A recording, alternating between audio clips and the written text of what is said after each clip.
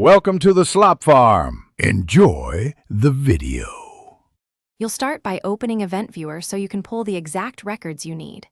Press Win plus X or type Event Viewer. MSC and run it. Once the console appears, expand Windows Logs. You must decide which log or logs to export, application, security system, because that determines volume and relevance.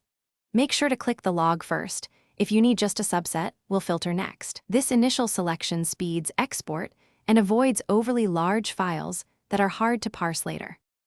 Once you've selected a log, filter it to reduce noise. Choose Filter Current Log and Set Level, Event ID, Source, and a date range to target relevant entries. When the view shows only the events you need, right-click the log or filtered view and pick Save All Events as then choose a format. Save as evtext to preserve full details and enable later re-import into Event Viewer, or export as CSV or XML when you need spreadsheet analysis or text parsing. Confirm file name and location before saving. After saving, verify integrity by opening the saved file with Event Viewer via Open Saved Log. This confirms you exported the right records. For large exports, compress with ZIP and transfer securely using SFTP, encrypted USB, or company-approved channels.